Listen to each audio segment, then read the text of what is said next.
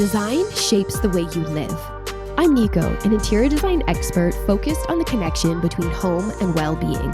Using science, design, and professional expertise, I'll help you shape a space that elevates your mindset and enhances your well-being. Let's create space for better living, starting now. Have you ever complimented someone on a piece in their home and they say, it's vintage? And you instantly wonder, how do they even find these things? Or they casually mention a thrift store and you think, where would I even begin? In today's episode of Your Home by Design, we're diving into the art of the hunt, why hunting for secondhand, vintage, or salvage objects isn't just about aesthetics, it's about connection. I'll be sharing a personal story about a painted peace sign table from my teen years that transformed my space and taught me something important about emotional design. You'll hear how neuroaesthetics links storytelling to stronger bonds with our environment and why it's worth moving through the discomfort of the unknown when you're on the hunt for something special. Whether you're a thrift-curious beginner or a seasoned scavenger, I'll share some real-world ideas, simple tools, and design-minded tips to help you know what to look for and where to begin. This is your guide to shopping slow, collecting with intention, and designing with story. When I was a kid, I used to go to flea markets. It was a Sunday outing and you'd have to wake up really early in the morning. And basically what it was an area where you would go and there would be a ton of stalls and tables selling all sorts of random things. It was just a collection of whatever you could think of was probably being sold there. And actually, fun fact, I was just looking into where the term flea market came from, because obviously it doesn't sound very good, but it originated in Paris, and the name came from their outdoor bazaars in Paris. And their bazaars was called, I think, Marché aux Puces, if I'm pronouncing that correctly. And of course, the ones in France sound much more beautiful than flea markets. Anyway, regardless to say, these flea markets were amazing. They were these massive setups, and it was always so hard to find parking. You'd have to go really early if you wanted to get at a good spot, and you would drive into this gravel parking lot and go back and forth, trying to find a spot. And you'd hope too that it wasn't raining and the weather was good, and you'd walk up to the front gates and you'd have to bring cash and you'd pay and you get, I think, a stamp on your wrist. Anyway, you'd walk in and the front part was this massive gravel parking lot converted to all these stalls and tables. And then beyond that was this sort of indoor area where they had more tables set up. But I always remember just walking in and it was like, you just never knew what you were going to see and what you were going to find. There was all sorts of things from vegetables. The farmers would bring their produce and sell them. There was knockoff clothing and sunglasses. For some reason, I remember, there would be Guess t-shirts and you knew for sure they were not legit. And then there would be all sorts of jewelry and trinkets and, you name it. There was everything. For some reason, it was like the inside part of the flea market was one that I was never really bothered to go in because they always had sort of the crocheted items in there. So you'd see things like, crocheted kettle warmers and, all sorts of things that at that age I was not interested in. But I remember just wandering around aimlessly, just looking at all of the things. And you'd always meet really interesting characters as well. And I recall this one day, it was a little rainy, it was a little cool, and I probably didn't really care to be there for very long, but I saw this little table at a stall. And the stall was full with all sorts of old random furniture. And I walked up to this table and I just saw right away it had been painted. And what was painted on it was a massive peace sign in all sorts of bright colors. And I was probably around 13 or 14 at the time. So I was like full on in my, I don't want to leave my bedroom. I just want to write in my journal and set up my room to be this like oasis where I never have to leave. Like that was my vibe at the time. So this table was it. Like it was perfect for creating and completing that vibe. And so I was allowed to get it. It was awesome. I think it was probably about like $5 or something ridiculously cheap. And I just remember bringing it home, putting it in my bedroom, making room for it, right? Thinking about what needs to be changed now that I have this new thing in my room. So without knowing it at the time, I was thinking through how to make this new and exciting piece of furniture a focal point, because I really wanted to see it when I walked in the room. Where the peace sign was on it, I wanted to make sure that that was very obvious. So I was reacting to my new purchase. I rearranged my room. I set it all up. I think I probably wanted to hang out in there longer that day. It came with a little drawer. So I remember putting all of my special things in that drawer and changed the feeling of my space. It changed how I was responding to this room of mine. And I can't tell you whatever ended up happening to that table. I can't remember where it went and when I parted ways with it. But I remember the story. I remember finding it. I remember the weather on that day. I remember how I wanted to come home and change up my room because of this new and exciting piece of furniture. Like all of a sudden, to me, at that time, my space became even cooler. I remember telling my friends about this table and just looking forward to them seeing it. It's amazing how even at that age, something as simple as a bedside table that was painted in a way that connected to me carried such significance. And it's because design is never just visual, right? It's emotional. So the objects we bring home shape how we feel, what we remember, and how we relate to our space. And that's what neuroaesthetics teaches us. For so long, interior design has focused a lot on just the aesthetics. I think most designers understand and recognize how a well-designed space is going to impact the people that live there. And that's why they make the choices that they make. They're informed decisions for impact, right? The impact that the person is going to experience from living in a home that's been properly thought through. But it hasn't dug as deep as neuroaesthetics. Neuroaesthetics teaches us that our brains respond to our environment through things like beauty and the design choices and sensory experiences.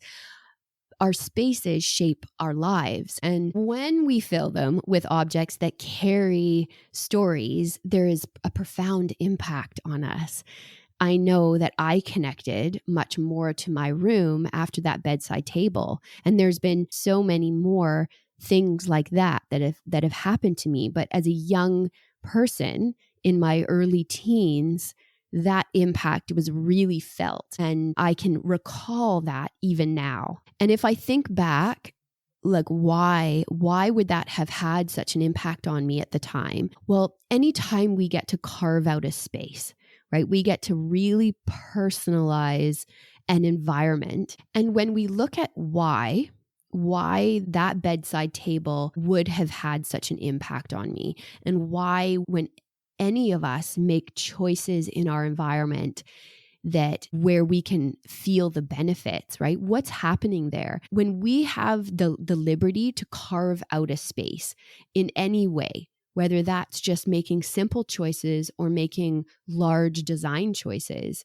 we get to carve out a space. We get to decide what needs to change. We get to do an edit and evaluate it properly.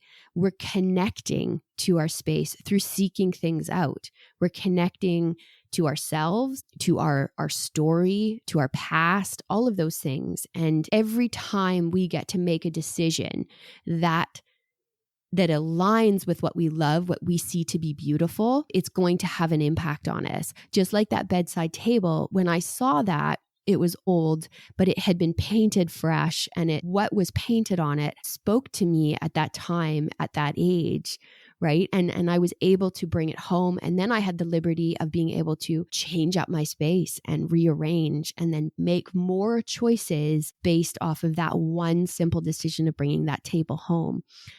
And we know that the benefits and what's going on in our bodies as we're doing that, even as I'm sharing this story with you, our brains are wired for stories, right? So as soon as we share a story about how we found an object or what significance that object has, we're immediately connecting. So for you, when you look for something and you find something that carries a story, and you're telling someone that story, you're actually forming a bond with them. There's things being released in your body, because when we engage in a story, we're much more able to focus. When things are told through a story, and oxytocin is released into our bloodstream, which helps us bond further, and we can empathize with the story.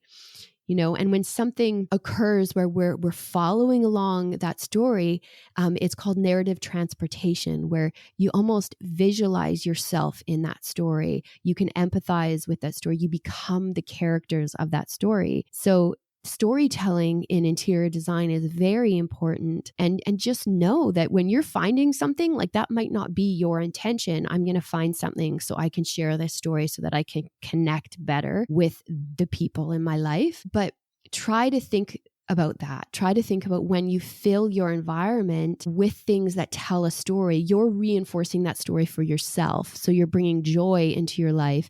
And then you're also able to share. And everybody always asks, don't they? They always, when they come into a space and they see something that's unique, they usually can tell and they ask about it. Oh, I love that. Where did you get that from? Oh my gosh, how would you ever find something like that?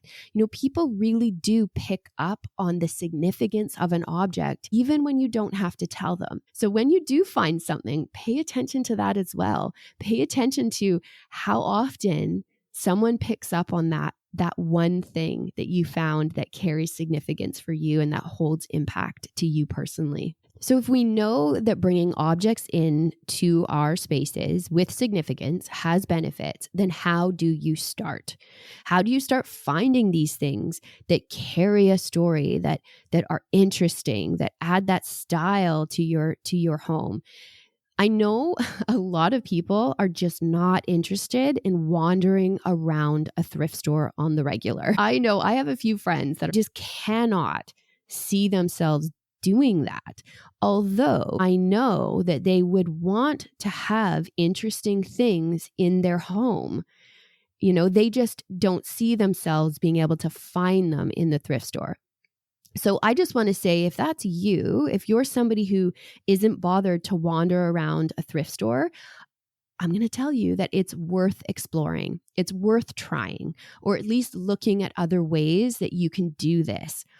And if it is you, I'll give you a few tips so you can get in and out really fast, because there are things that you can do, and I think that there's something else for saying, why not just take a small amount of time that's really not, it's not your normal thing. Carve out a small amount of time to just see what happens. Okay.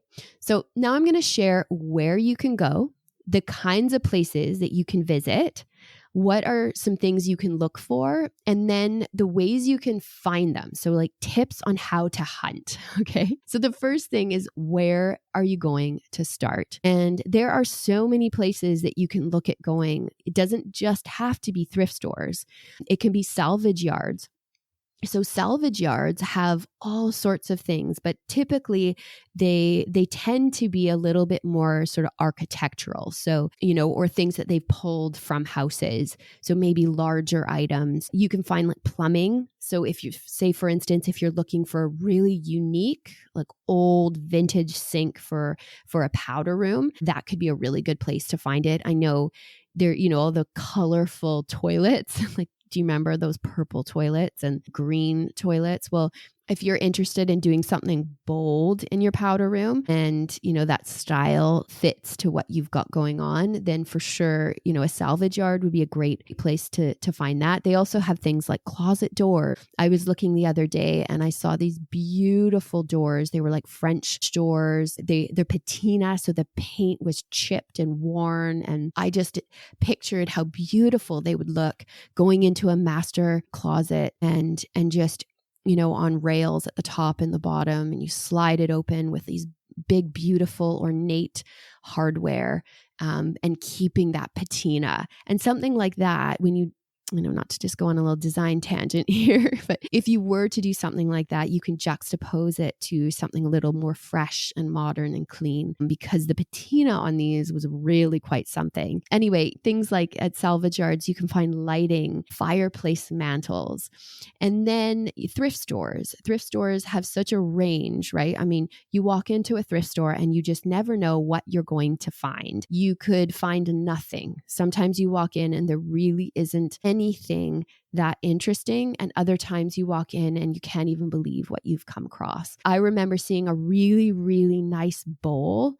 It was this ceramic bowl, and I thought, oh, this is lovely. I could, put some flowers in this. And then I turned it over and I saw an IKEA tag. So, and for me at the time, it really wasn't what I was looking for. I wanted something that was truly vintage, and that just wasn't it. So I put it back. So in this case, you don't ever know, right? It's not just really old things. It can just be new things that people decided they don't want anymore.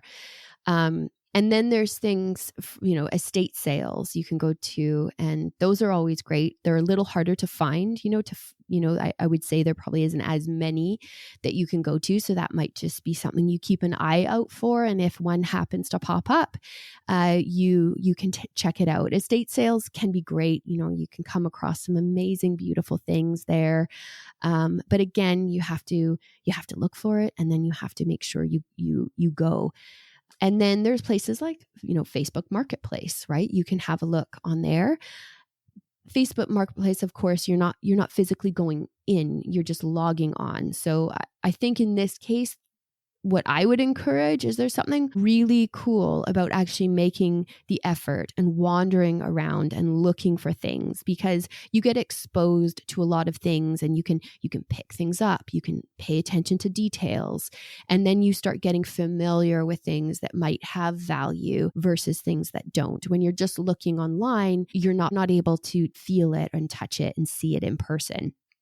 And then you can start at antique stores. Antique stores are great places to look. The antique store that I go is amazing, and they do have a great online shop. So I do look at it from time to time when I can't go in, but nothing beats going in and wandering around, especially like an antique store, a proper antique dealer where, you get to see everything up close, because a lot of things that antique stores do is they refinish things, and there's so much beauty in seeing refinished furnishings from like hundreds of years ago. Another thing, depending on where you live, where I live, once a year we have something called spring cleanup. It's a bit random actually. So basically what it is once a year at spring, everyone can put things on the curb, and the garbage trucks come on the regular pickup day and they grab anything that's there. And there is no limit. Like there's certain things you're not allowed to put out, but there isn't a limit to how much stuff they take. In terms of size, I think they say the requirements are two men have to be able to lift this up and put it in a truck. So if it's too heavy, they will leave it on the curb and they won't take it. But basically they come, they clean up, and they take it to the dump, which sounds horrible. And when you see spring cleanup, it's crazy because there is so much stuff that's just sitting on the curb. But what people do is they put things out that aren't necessarily garbage. So, they might put out an old dining room set where they don't want it anymore, but it's in great condition, and people drive around. Like it gets crazy busy. Like that day, we actually don't let our kids play outside because there's so many vehicles coming through the neighborhood just perusing the cleanup. And it's fun because I've actually gone before. It's a bit of just a gong show, really. There's so many people driving around, but there is a lot of things that people leave out, a lot of vintage and antique things. I remember one year seeing dining room chairs. There was a set of 6, which I passed by because I didn't need them at the time, but they were beautiful. They were antique, gorgeous dining chairs. And I know that somebody came up behind me and would have just snagged them up. So in that way, like when you first see it, you think, oh, wow, this is so much garbage that is literally going to the dump. But when you actually see what's picked up days later after sitting out on the curb, it's really not that much. So it's a kind of a good cause in some ways because so much gets picked up by people. But this one year, I have a neighbor who's always wanted to go. She's always, I'd love to like drive around and have a look and see. And but she joked because she said my husband would kill me.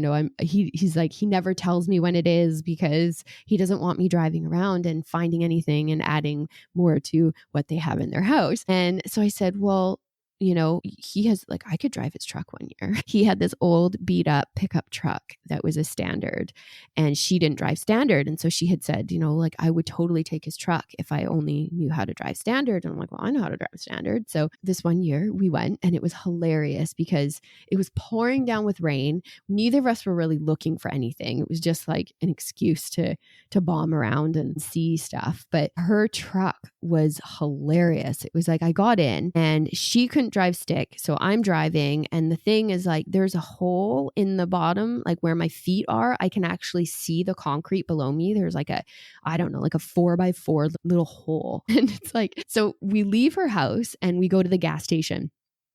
And she hops out to fill the gas and I'm sitting in the truck, this little old green truck with like rust spots all over and like holes in the seat and holes in the floor. And I go to adjust the rear view mirror just because I'm like, all right, we're about to drive on the highway. I got to adjust the mirror, make sure I can see properly. I adjust the mirror and the thing just pops off and I'm bring it down and I'm looking at it. I'm like, oh no, like I just broke Dave's rear view mirror. So I roll down the window and it's like she's pumping gas and I roll down the window and it's like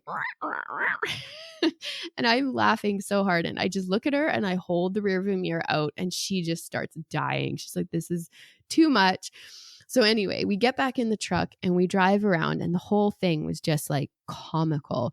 We didn't end up finding anything, but yeah, it was an insanely busy day. There was so many people driving around and we were just trying to keep it together while we were driving this insanely old beat up truck. But yeah, so that's one area for people that if you have, spring cleanup in your area or a place you can go where people donate stuff or whatever, that's always a good thing to look at too. Because it's true. Another man's trash can be another man's treasure, right? So you don't want to overlook some areas where there's a chance to find something amazing. But I just want to point out that I know it can be overwhelming, especially if you are somebody who doesn't really like going to thrift stores. I have a friend who, we love going to thrift stores together, but I hadn't gone in a long time until this one day she invited me and she's like, oh, I like to go from time to time. Do you want to go? Hadn't gone in a while and it did feel overwhelming. And it was like, where do I start? What do I look for?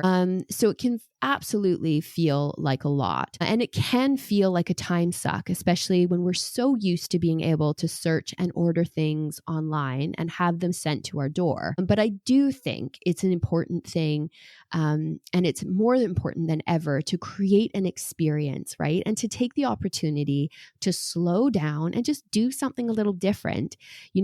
Taking that truck out with my neighbor, I didn't need to do that. And I wasn't really looking for anything, but it was an experience, right? And it was just a chance to do something off the cuff in the moment and have a little fun. And you never know. In that day, she could have, or I could have found something great.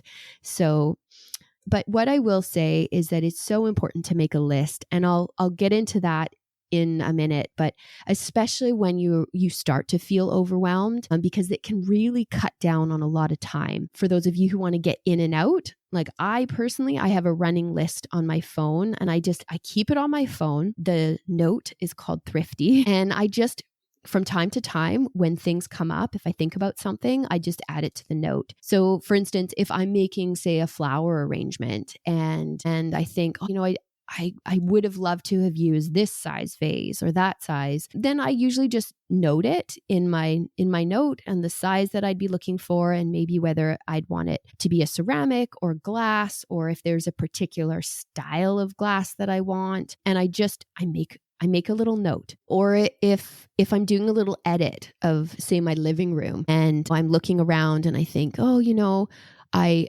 really could use another little table to set a drink down. It would be great to have an extra little table we could pull up for a drink. But then I take a second and I think through the style that I'd want, the era that I might be looking for.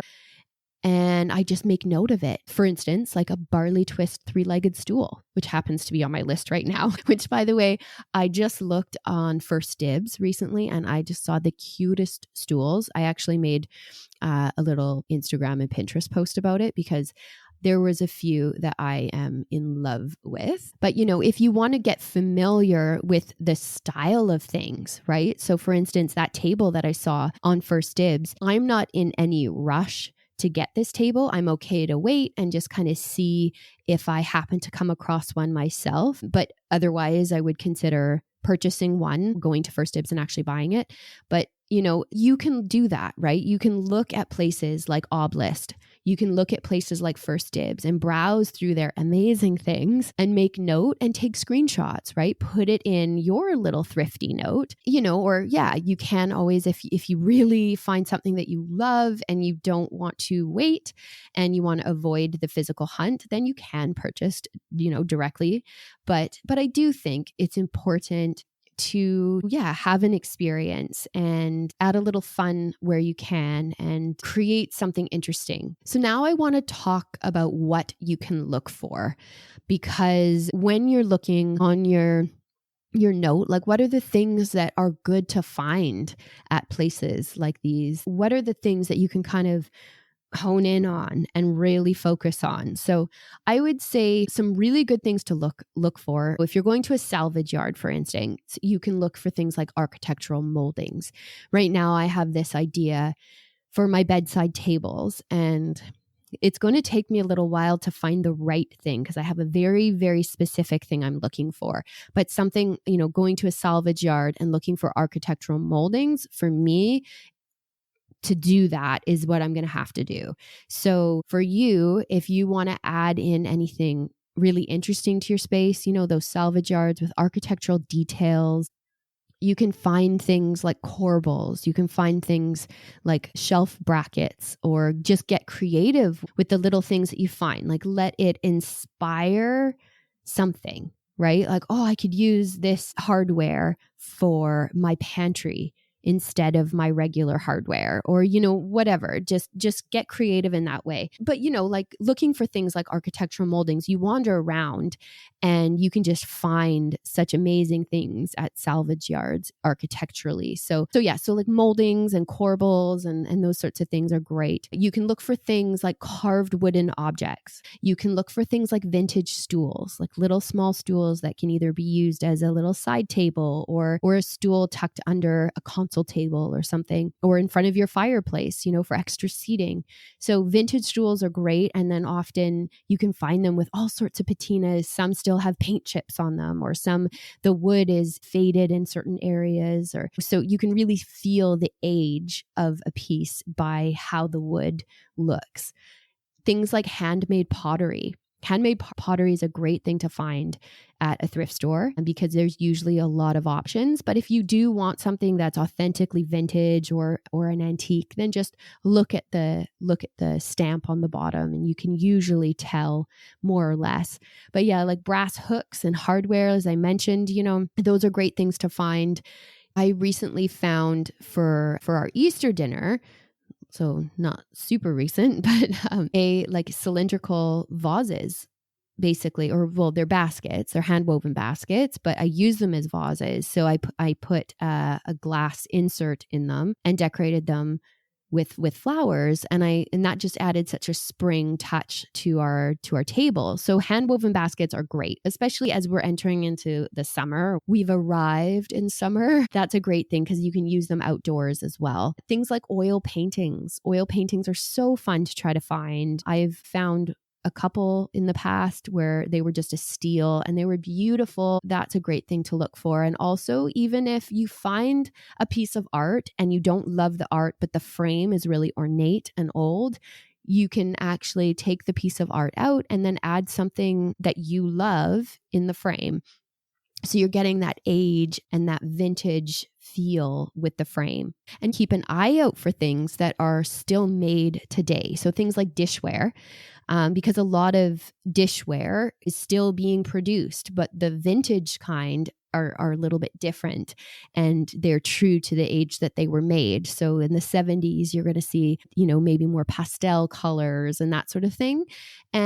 So keeping an eye out for that. So you can look to see, and that's easy, right? When you find some dishware, you can very quickly take a picture of it and get that information on your phone, or just simply Google the name on the back of it. So it can be a quick little in the moment thing. Take a couple minutes, do a little research.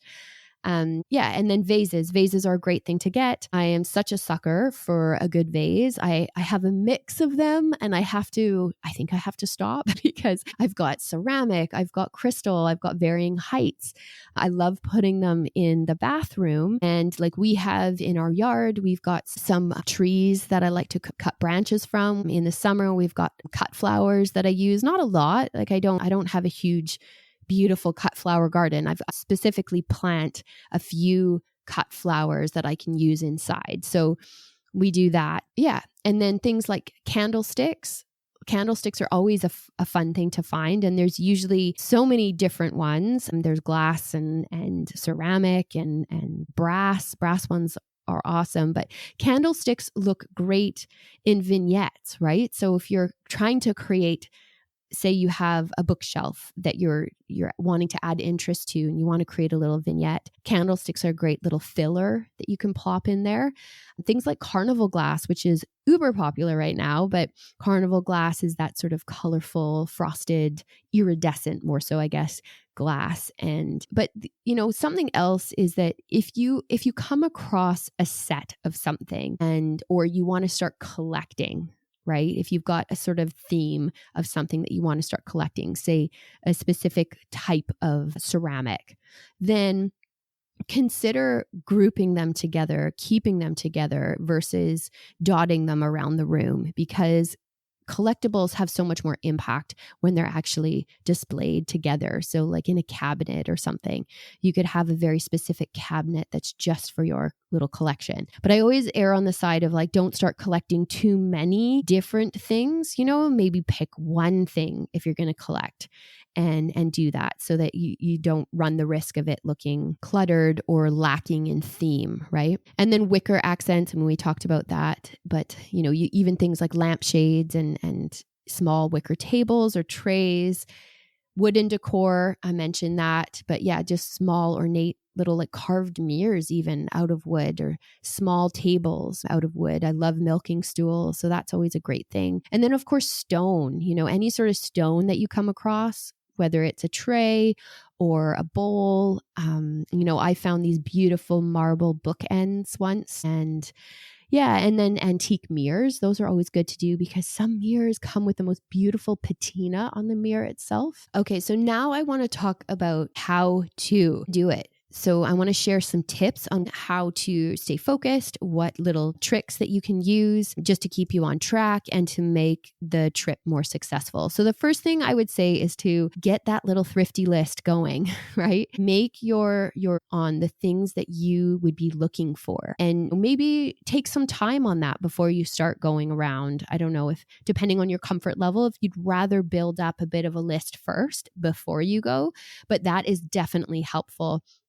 And then you want to stick to that list. When you're wandering around, stick to your list, right? And when you're going, make sure you understand what sizes you're looking for, because I think often it's easy to make a list of the things you want. And then in the moment, let's say you're looking for a little table, but you haven't noted what size table.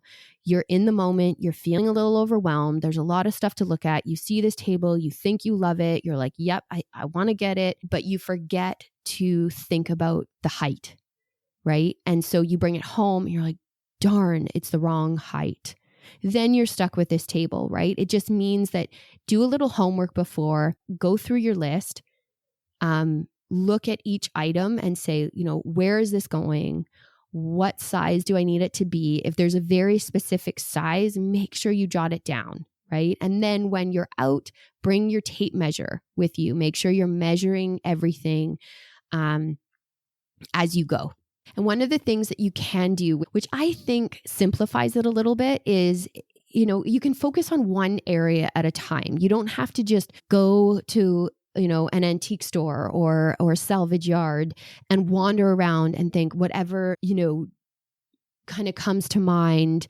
Yes, I've got my list, but I don't really know what room it's going for. Or but I kind of need a vase for the bathroom. And this could be a vase for the dining room. Or instead, just try to be strategic on what area you're looking for. So let's say you're like, I really want to focus in today on my coffee table. So you're going to look for things specific to that. Perfectly styled coffee table is really only made up of a combination of things. Okay. So do you have books, right? And what books do you have? Maybe you can find a beautiful antique book on a subject that you love. Do you have a vase with flowers, a candle, or something sculptural, or a bowl? So coffee tables are really only made up of those things: books, vase, candle, or something sculptural, or a bowl. So that would be something that you just focus in on that area and put your attention to getting that right first. The other thing is to just visit often. Wherever you decide to go, maybe you've got a few places that you want to check out, go often. Just pop in every couple weeks, because new stuff comes in all the time. And say you only go every 3 or 6 months, you're never going to, you're just going to run the risk of missing something, right? So if you go more regularly, then you don't feel disappointed if you didn't find what you were looking for. And then you have the opportunity to see more new things that come in. You can even set aside a specific amount of time that you're going to give to it, right? Like, let's just say, you know what, this is a lot. It's not normally my thing, but I'm going to give it a good try. Set yourself 20 minutes and say, every couple of weeks, I'm heading into that antique store and I'm going to walk around for 20 minutes. And that's all you need to do. So you get in and get out before overwhelm starts. You get exposed to the things. You look at your list, so you're reminded and refreshed of what you need and what you like.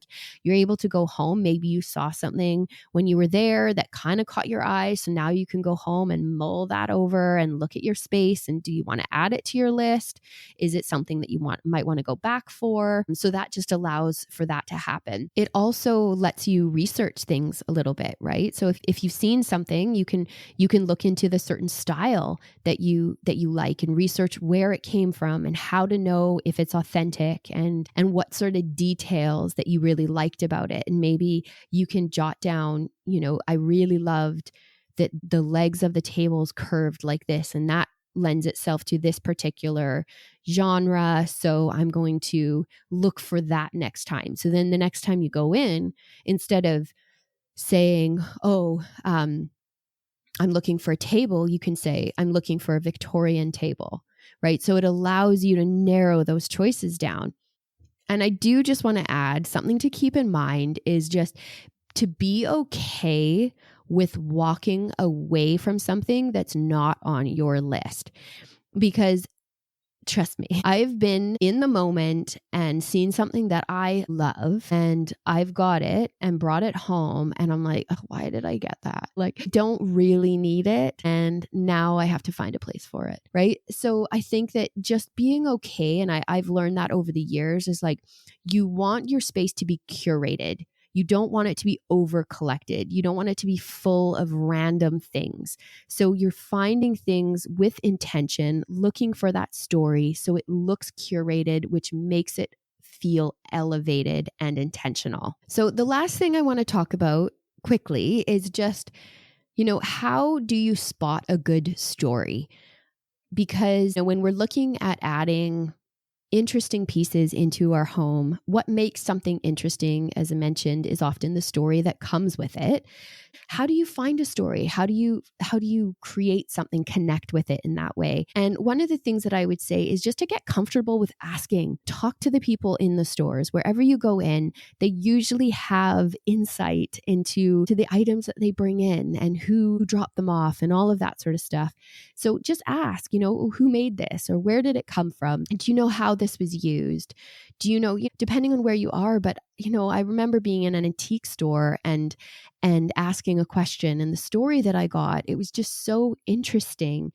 And that can happen in any little shop, and typically, depending on who's working there, especially with vintage and antique stuff, the people that work with it often have stories and can share insights into things. So just always ask, try to find out a little bit more, try to do a little digging. Yeah. And then when you get home, if you haven't had any interesting kind of interaction or response to what you're asking, then just do a little digging yourself and do a little research and create a little experience from it. Because there's so much value in a good story and a good memory and making your space look not only beautiful, but unique and interesting. So next time you walk into a room and something feels off, remember, maybe what's missing isn't just decor, it's a story, it's soul, and it might just be waiting for you at a salvage yard or a dusty thrift shop or even the side of the road. The pieces we bring into our homes shape the stories we tell ourselves and how connected we feel to where we are. It's not about perfection, it's about presence. And when you lead with curiosity and intention, you're not just decorating, you're creating space for something more meaningful. If this episode sparked a new way of seeing your space, I'd love for you to share it. And if you're ready to take this even further, visit yourpero.com to check out the latest tools and resources. Until next time, I'm Nico, and this is Your Home by Design. Thank you for hanging out.